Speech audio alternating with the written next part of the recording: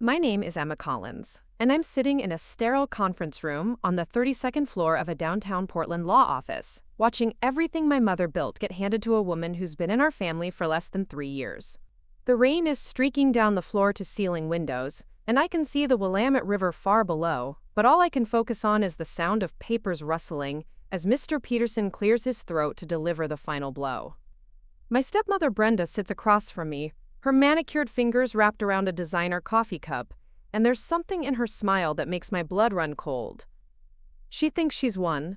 She thinks she's outsmarted the daughter who built her career debugging complex code and solving impossible problems. But what she doesn't know is that I've already found the real will, the one my father actually signed, hidden where only someone who truly knew him would think to look.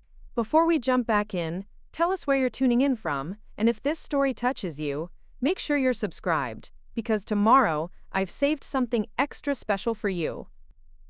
The conference room smells like expensive leather and fresh coffee, but underneath it all is the faint scent of Brenda's cloying perfume, the same vanilla and jasmine combination that has slowly been suffocating the familiar smells of Maplewood Manor. I'm wearing my best navy blazer, the one I usually reserve for board presentations at the tech company where I work as a senior software architect. But today it feels like armor that's already been pierced. Mr. Peterson adjusts his wire-rimmed glasses and looks down at the document in front of him with the practiced solemnity of a man who has delivered bad news to families for decades. The law office is everything you'd expect from a firm that charges $800 an hour. Dark mahogany furniture, legal tomes lining the walls, and abstract art that probably costs more than most people's cars. But there's something off about Mr. Peterson himself. He's too new, too eager to please Brenda, and nothing like Harold Martinez, the family lawyer who had handled my father's affairs for over 20 years before mysteriously being replaced 6 months ago. Harold had watched me grow up, had been at family barbecues, had known my mother when she was alive. This man is a stranger, and strangers don't understand the Collins family dynamics. My father David sits to my right, but he might as well be on another planet. His eyes are fixed on a spot somewhere beyond the windows, and his usually strong hands are trembling slightly as they rest on the polished conference table. At 68, he's still a handsome man with silver hair and the kind of broad shoulders that come from 30 years of running Collins Construction. But today he looks fragile, diminished. The man who used to command construction sites and close million-dollar deals seems to have shrunk inside his expensive suit. Brenda, on the other hand, is practically glowing. At 45, she's exactly the kind of woman who knows how to work a room, how to make herself indispensable, how to play the role of the devoted wife while slowly positioning herself to take everything. Her auburn hair is perfectly styled, her makeup is flawless, and she's wearing a black Chanel suit that probably cost more than my rent. She reaches over and places her hand on my father's arm in a gesture that looks caring to anyone watching, but I can see the possessive grip of her fingers. Mr. Peterson begins reading from the will, his voice taking on that formal, detached tone that lawyers use when they're about to destroy someone's life.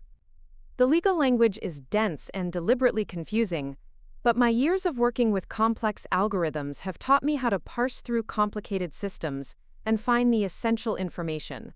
I listen as he reads through the standard opening clauses, the formal declarations, the appointment of Brenda as executor of the estate. Then comes the section about Maplewood Manor, the sprawling 1920s estate that my great-grandfather built and my mother transformed into something magical with her landscape architecture. The house sits on 12 acres of meticulously designed gardens, with walking paths that wind through native Oregon plants, a koi pond that reflects the Douglas firs, and the greenhouse where my mother spent countless hours nurturing rare orchids. It's not just a house, it's a living testament to 3 generations of Collins family history. Mr. Peterson's voice drones on about Brenda inheriting the entire estate, about her need for security and stability, about my father's desire to ensure she's provided for. But what strikes me most is what he doesn't say. There's no mention of the annual family foundation my mother established to provide scholarships for women entering STEM fields. There's no reference to the trust fund my parents set up for my younger brother Ryan's art school education. There's no acknowledgement of the verbal promise my father made to leave me the family business, that I've been unofficially helping to modernize for the past 5 years. As Mr. Peterson continues reading, I catch Tyler, Brenda's 22-year-old son, smirking at his phone. He's been living at Maplewood Manor for 2 years now, treating it like his personal playground, throwing parties in the gardens my mother designed, leaving beer bottles by the koi pond, and generally showing the same respect for our family legacy that he shows for everything else in his life, which is to say none at all. Today he's not even pretending to pay attention to the proceedings. He's scrolling through social media, occasionally showing something to his mother, who glances over with an indulgent smile. The final clause hits like a physical blow. Mr. Peterson looks directly at me and reads, "To my daughter Emma Collins, who has built a successful independent career in technology and has demonstrated that she requires no assistance from the family estate, I leave my complete confidence in her ability to thrive without material support." The words are carefully chosen, each one a small knife. My success is being used as justification for my exclusion. My independence is being weaponized against me. Brenda leans forward slightly, her voice dripping with fake sympathy. "Emma, sweetheart, you understand, don't you? Your father and I talked about this so much. You're so capable, so strong. You don't need all this burden. You have your own life in Seattle, your important job. This way, you're free to focus on your career without worrying about maintaining a big old house." Her tone is perfect, hitting just the right notes of concern and reasonableness, but there's steel underneath the silk. The conference room feels like it's tilting, like the entire 32nd floor is shifting on its foundation. I think about the late-night phone calls over the past year, my father's voice becoming increasingly vague and confused. I think about the way Brenda gradually took over managing his medications, his appointments, his social calendar. I think about how Harold Martinez, our family lawyer for decades, was suddenly fired for failing to keep up with modern estate planning needs. Most of all, I think about the promise I made to my mother as she lay dying 5 years ago, to protect Ryan and to make sure the family legacy she had built would survive. But sitting in this sterile room, watching Mr. Peterson fold the documents with ceremonial finality, I realized that the war for my family's soul was lost long before today. This reading is just the official surrender ceremony. Brenda has won, and she knows it. The question is whether I'm going to accept defeat or find a way to fight back. The silence that follows Mr. Peterson's final words is deafening. I can hear the rain intensifying against the windows, the distant hum of traffic from the streets below, even the soft whir of the coffee machine in the corner of the conference room. But the loudest sound is the absence of any acknowledgement that I ever mattered to this family, that 28 years of being David Collins' daughter meant anything at all. Brenda sets down her coffee cup with deliberate precision, the small clink of ceramic against marble seeming to echo in the vast room. When she speaks, her voice has shed every trace of the sympathetic tone she used moments before. Now it's businesslike, efficient, the voice of someone who has just closed a deal they've been working on for years. "Emma, darling," she begins, and the endearment sounds like a curse word in her mouth. "I hope you understand that this isn't personal. Your father and I spent countless hours discussing what would be best for everyone involved. You're so accomplished, so driven. You've built this incredible career in tech, you're making excellent money, you have that lovely apartment in Seattle with the view of Elliott Bay. You don't need the complications that come with managing a property like Maplewood Manor." She stands up and walks to the window, her heels clicking against the hardwood floor with military precision. From this height, Portland spreads out below us like a circuit board, all neat lines and organized chaos. The estate requires so much attention, so much care. The gardens alone need constant maintenance. The house has all those historical preservation requirements. It's really a full-time job, and we both know how demanding your career is. This way, you're free to focus on what you do best. The words hit me like lines of code that compile perfectly, but produce the wrong output. Every sentence is technically correct, but the logic is fundamentally flawed. She's describing my life as if I'm too busy, too important, too successful to want the place where I learned to ride a bike, where my mother taught me to identify every plant in the garden by its Latin name, where I spent countless summers helping my father review construction blueprints on the back porch.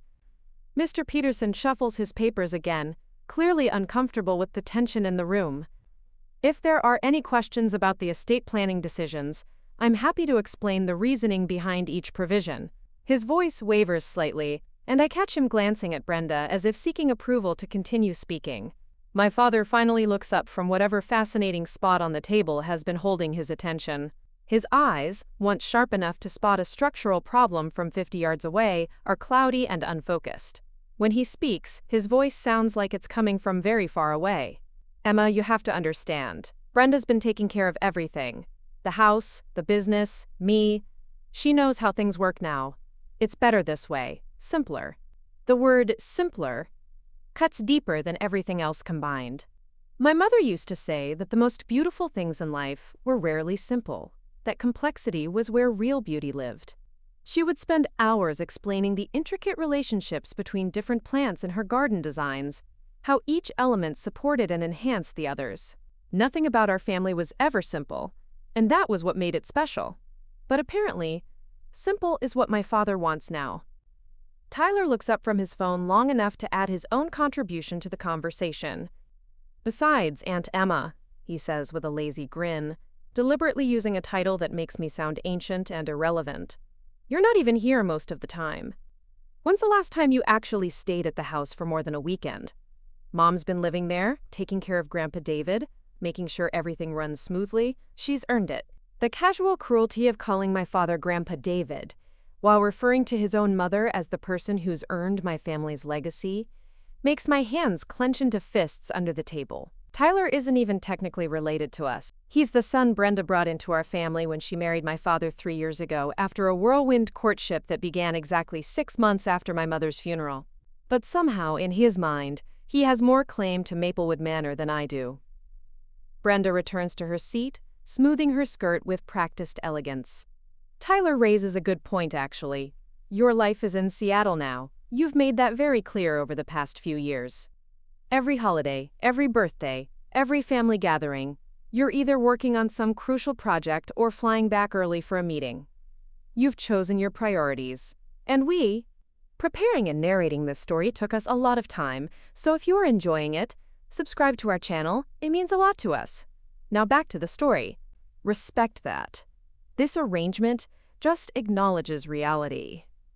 The accusation stings because there's just enough truth in it to make me doubt myself. I have been busy with work. I have missed some family dinners. I have cut visits short when crisis situations arose at the office. But what Brenda conveniently omits is that every time I tried to be more involved in the family business, every time I offered suggestions for modernizing Collins Construction's project management systems or implementing new safety protocols, I was told that I was overstepping, that I didn't understand how things worked in the real world, that my fancy tech job didn't qualify me to have opinions about construction. She also fails to mention that I spent 3 weeks at Maplewood Manor last year when my father had his health scare, working remotely and coordinating with his doctors while she was mysteriously unavailable, attending a spa retreat in Sedona that she'd booked months in advance. Or that I've been quietly paying for the specialized care my mother's orchids require in the greenhouse because the gardener my father hired at Brenda's suggestion didn't know the difference between a phalaenopsis and a cattleya. Mr. Peterson clears his throat again. The estate planning team worked very hard to ensure that this arrangement serves everyone's best interests. Mrs. Walsh has agreed to maintain the family traditions that Mr. Collins values, while Emma is free to pursue her career without the burden of property management. Family traditions. The phrase makes me want to laugh, but the sound that comes out is more like a bark of disbelief. What family traditions is Brenda planning to maintain? The annual Scholarship Foundation Gala that my mother started, which has been mysteriously absent from the calendar this year? The Christmas Eve tradition of making tamales with Maria Santos, our housekeeper, who was abruptly let go 2 months ago and replaced with a cleaning service that comes twice a week? The summer garden parties where my parents used to invite local artists and musicians to showcase their work, which have been replaced with cocktail gatherings for Brenda's book club friends? I'm curious, I say, my voice sounding strangely calm in my own ears, about the Collins Construction succession plan. The will didn't mention anything about the business. It's a calculated question, designed to probe for information I know won't be good. Brenda and my father exchange a look that lasts just a fraction of a second too long. It's my father who answers, but his words sound rehearsed, like he's reciting lines from a script someone else wrote. The business will be managed by the estate until Tyler finishes his business degree. Then he'll gradually take on more responsibility, learn the ropes. It makes sense. He's younger. He has fresh ideas. The construction industry needs new blood. Tyler has been in college for 4 years and has changed his major 3 times. His current business degree is actually a recreation management program that he chose because it has the lowest credit hour requirements at Portland State. His idea of fresh thinking is suggesting that Collins Construction should get into the food truck business because it seems less complicated than building actual structures. But apparently, his youth and gender make him a better candidate to run the family company than the daughter who has spent her career managing complex technical projects with multi-million-dollar budgets. Of course, Brenda adds with a smile that doesn't reach her eyes. You're always welcome to apply for consulting positions if Tyler decides he needs technical expertise down the line. I'm sure your computer skills could be useful in some capacity. The dismissive way she says quote, computer skills makes it clear that she has no idea what I actually do for a living. I don't just have computer skills, I'm a senior software architect at one of the most innovative tech companies in the Pacific Northwest. I design systems that help optimize everything from supply chain logistics to urban planning. I've been quietly applying some of those same principles to help Collins Construction improve their project efficiency, but those contributions have apparently been forgotten or dismissed. The important thing, my father says, his voice gaining a bit of strength as if he's building up to a prepared statement, is that this decision ensures family harmony. Emma, you've always been independent, always been a fighter, you don't need help from anyone, that's your strength. Brenda and Tyler, they need the security, the stability. It's the right thing to do. There it is, the final twist of the knife. My independence, the quality that my mother celebrated and encouraged, has been turned into a reason to exclude me. My strength has become a justification for abandonment. The very characteristics that my parents raised me to develop are now being used as evidence that I don't deserve to be part of the family legacy. I think about my mother's last words to me, whispered in the hospital room that smelled of antiseptic and dying flowers. She made me promise to take care of Ryan, to make sure he got the support he needed to pursue his art. She made me promise to keep the foundation going, to continue providing opportunities for young women who wanted to study science and engineering. Most importantly, she made me promise to protect the gardens, to make sure they remained a place where beauty and learning could flourish together. But sitting in this conference room, watching Brenda's satisfied smile and my father's guilty avoidance of eye contact, I realize that all of those promises have just become impossible to keep. Ryan is still in art school in California, completely unaware of what's happening. The foundation's bank accounts are about to come under Brenda's control, and the gardens that my mother spent 15 years designing and nurturing are going to become Tyler's playground. The meeting concludes with more paperwork, more signatures, more legal formalities that feel like watching a funeral for something that was never quite dead until this moment. As we prepare to leave, Brenda approaches me with what appears to be genuine concern painted across her features. Emma, I hope you know that you'll always be welcome at Maplewood Manor. It's still your family home.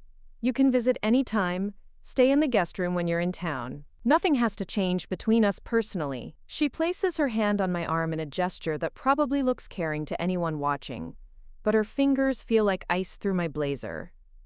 The guest room. She's offering to let me stay in the guest room of the house where I grew up, where my childhood bedroom still contains the desk where I wrote my first program at age 12, where my mother's presence still lingers in every carefully chosen paint color and thoughtfully placed piece of furniture.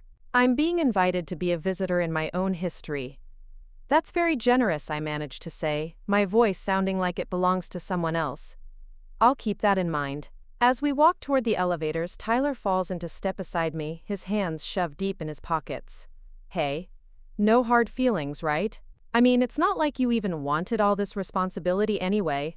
Now you can just focus on your tech thing without worrying about a bunch of old house problems. He's trying to be kind, in his thoughtless way, but his words reveal how completely he misunderstands everything.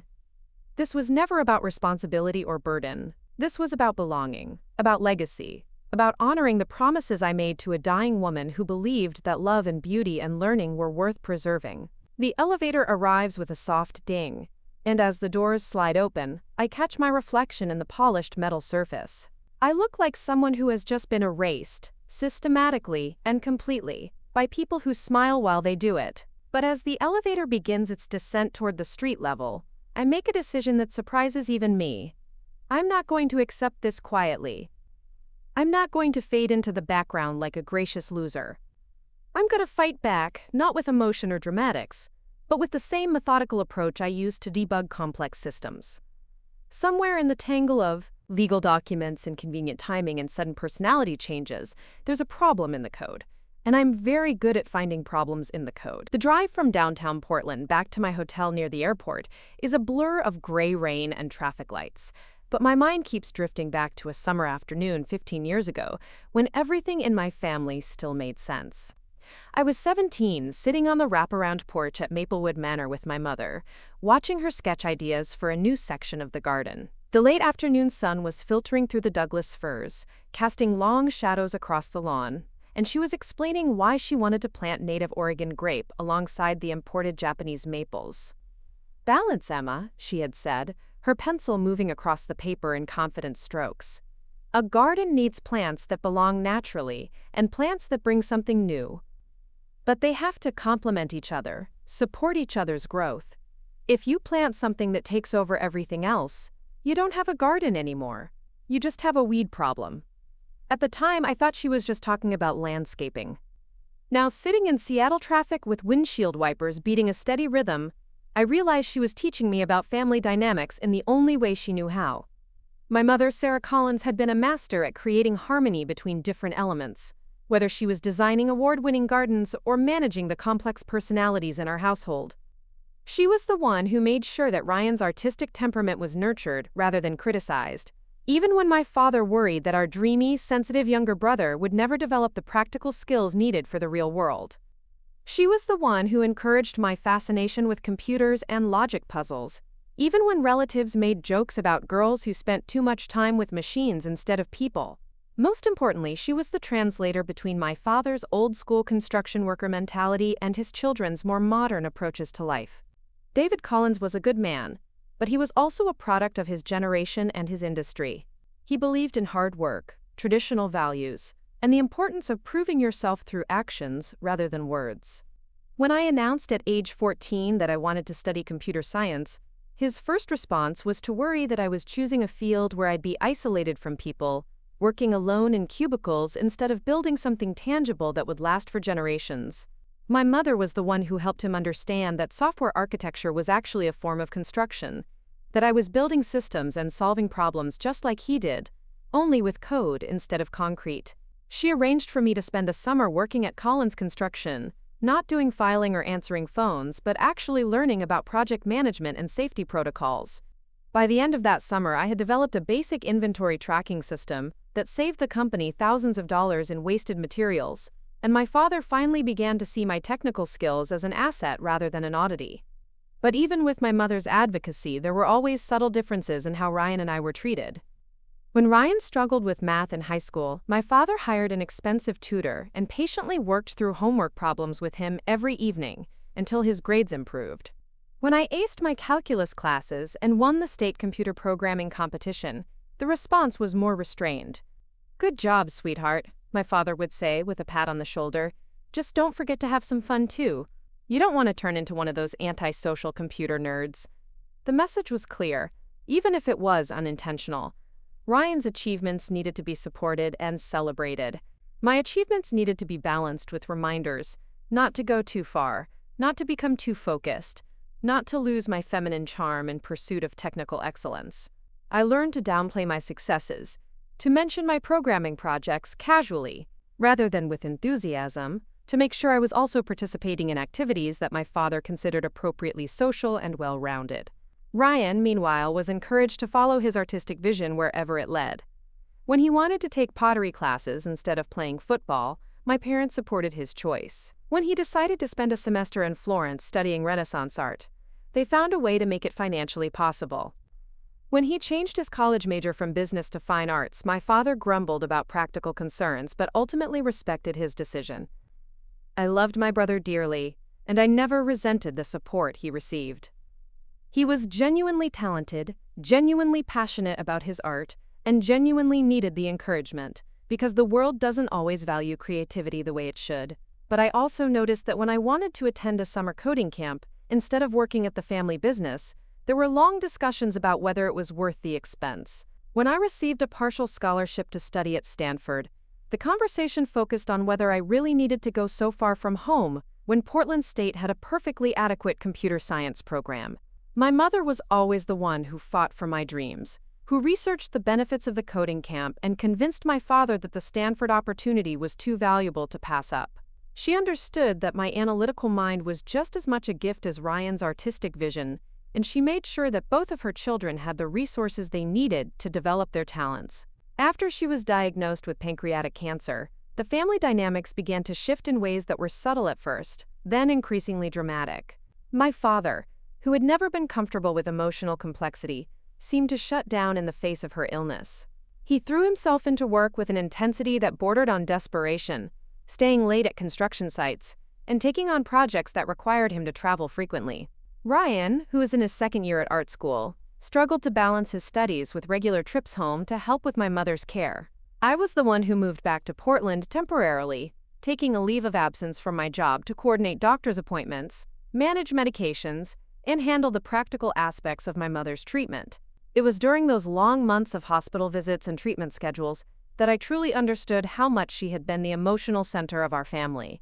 Without her constant work to maintain connections and smooth over conflicts, we began to drift apart like planets whose gravitational center had disappeared. My father dealt with the stress by becoming increasingly rigid and controlling. He wanted detailed schedules, clear protocols, predictable routines that could somehow make the chaos of cancer feel manageable. Ryan dealt with it by becoming more withdrawn and fragile, spending hours in the greenhouse with my mother's orchids because it was the only place where he felt close to her. I dealt with it by trying to solve the unsolvable, researching experimental treatments and creating spreadsheets to track symptoms and side effects, as if I could debug my mother's illness like a faulty program. It was during this period that Brenda Walsh first appeared in our lives, though none of us recognized her as a threat at the time. She was a volunteer at the Cancer Treatment Center where my mother received chemotherapy, a well-dressed woman in her early 40s who seemed genuinely kind and helpful. She would bring magazines and herbal tea, offer to drive other patients to appointments, and listen with apparent compassion to the fears and frustrations that cancer families shared in the waiting room. My mother, who was naturally trusting and grateful for any kindness during her ordeal, began to think of Brenda as a friend. She would mention how thoughtful Brenda was, how she always seemed to know exactly what to say to make people feel better. When my mother's energy was too low for visitors, Brenda would leave small gifts at the front desk.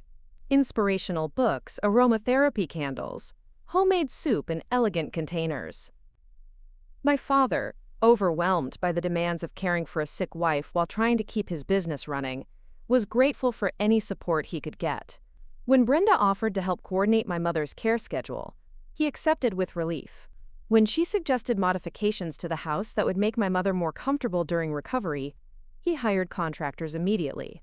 When she recommended a nutritionist who specialized in cancer recovery diets, he paid for the consultations without question. At the time, Brenda's involvement seemed like a blessing. She was organized, knowledgeable about medical systems, and genuinely seemed to care about my mother's well-being. She never tried to insert herself into family decisions or overstep boundaries. She was simply there, reliable and helpful, whenever we needed an extra pair of hands or a shoulder to cry on. It wasn't until after my mother died that I began to see the patterns that had been developing. During the chaos of grief and funeral planning, Brenda seamlessly transitioned from being my mother's friend to being my father's support system. She knew which doctors to call, which medications he was taking, which legal documents needed attention. She had somehow become indispensable without anyone quite noticing how it happened. My father, who had never been comfortable dealing with emotional complexity, seemed relieved to have someone else handle the practical aspects of moving forward. Brenda coordinated the meals that neighbors brought, organized the sympathy cards, and gently suggested which of my mother's belongings might be donated to charity and which should be preserved for family members. Ryan and I were both too deep in our own grief to pay much attention to these practical matters. Ryan had extended his leave from art school and was spending most of his time in the greenhouse, trying to keep my mother's orchid collection alive as a way of staying connected to her memory. I had returned to my job in Seattle but was flying back to Portland every few weeks to check on everyone and help with estate-related tasks. It was during one of these visits, about 6 months after my mother's funeral, that I first noticed how much Brenda's role had expanded. She was answering my father's phone, scheduling his appointments, and had somehow become the person that contractors and business associates contacted when they needed to reach him. When I asked about this, my father explained that she was just helping him get organized, that he was struggling to keep track of everything without my mother's support. The explanation made sense at the time. My father had never been the organized one in the relationship. My mother had managed their social calendar, remembered birthdays and anniversaries, and handled most of the communication with extended family and friends. It seemed natural that he would need help rebuilding those systems, and Brenda was clearly good at organizational tasks. But there were small things that bothered me, details that didn't quite add up. Brenda had somehow acquired keys to the house and seemed to come and go as she pleased. She had opinions about how my father should handle business decisions, and he listened to her advice with a deference that seemed out of character. Most troubling, she had begun referring to herself as part of the family in casual conversation, talking about our plans and our decisions in a way that assumed a level of intimacy that hadn't been explicitly acknowledged. When I tried to discuss these concerns with Ryan, he dismissed them as grief-related paranoia. He was so focused on his own mourning process that he couldn't see the broader changes happening in our family structure. When I tried to talk to my father directly, he became defensive and accused me of being suspicious and unwelcoming to someone who was genuinely trying to help during a difficult time. The engagement announcement came exactly 1 year after my mother's death. My father called me in Seattle on a Thursday evening, his voice bright with an enthusiasm I hadn't heard since before my mother's diagnosis. He was in love, he said. Brenda had brought joy back into his life. They were planning a small, intimate wedding ceremony, nothing elaborate or showy, just a quiet celebration with close family and friends. I flew back to Portland that weekend, ostensibly to celebrate the engagement, but really to try to understand how this had happened so quickly. When I arrived at Maplewood Manor, I found that Brenda had already moved many of her belongings into the house. Her clothes were hanging in my parents' bedroom closet. Her toiletries were arranged on my mother's vanity. Her cookbooks were shelved next to my mother's gardening journals in the kitchen. The transformation was subtle, but thorough. Brenda hadn't thrown out my mother's things or made dramatic changes to the house's appearance. Instead, she had simply layered her own life on top of the existing structure, like a software update that changes fundamental functions while maintaining the same user interface. The house looked the same, but it felt completely different. When I tried to express my concerns to my father privately, he became more defensive than I had ever seen him. He accused me of being selfish, of wanting him to remain alone and miserable as some kind of tribute to my mother's memory. He said that my mother would have wanted him to be happy, that she would have approved of Brenda because Brenda had been her friend first. The conversation ended with my father telling me that I needed to decide whether I was going to support his happiness or continue to create drama and conflict. It was the first time in my life that he had ever asked me to choose between expressing my honest concerns and maintaining our relationship. The implicit threat was clear: accept Brenda and the changes she represented, or risk losing my place in the family entirely. I chose to accept what I couldn't change, but the decision left me feeling like a stranger in my own family. The wedding took place 3 months later, a small ceremony in the garden that my mother had designed. Brenda wore a cream-colored dress that was tasteful and understated, and she held the bouquet with the same orchids that my mother had cultivated for years. The symbolism was perfect and deeply unsettling. She was literally holding my mother's flowers while taking her place in the family structure.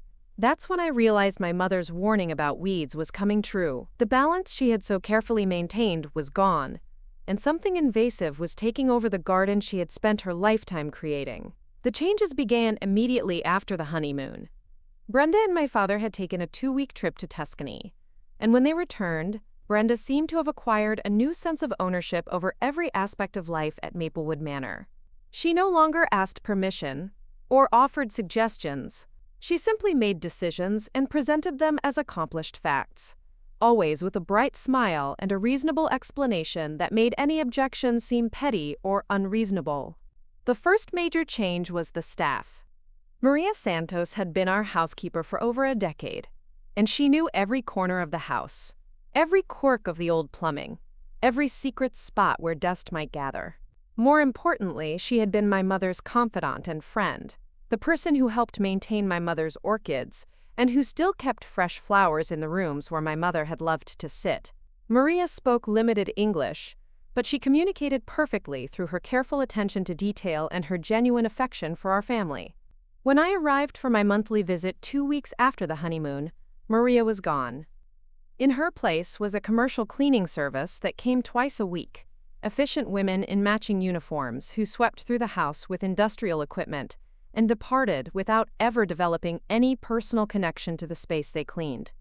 The orchids in the greenhouse had been moved to a corner and were clearly not receiving the specialized care they required. Several of the rarer varieties that my mother had cultivated for years were already showing signs of neglect. When I asked my father about Maria's departure, he looked genuinely confused, as if he couldn't quite remember how the decision had been made. "Brenda thought it would be simpler," he said vaguely.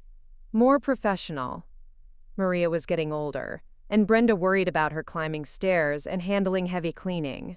This way, we get consistent service without worrying about someone's health problems. The explanation sounded reasonable, but I knew Maria personally. She was 55 years old and in excellent health, proud of her work and grateful for the steady employment that had helped her support her grandchildren's education. She would never have quit voluntarily, and she certainly wasn't too old or frail to continue her duties.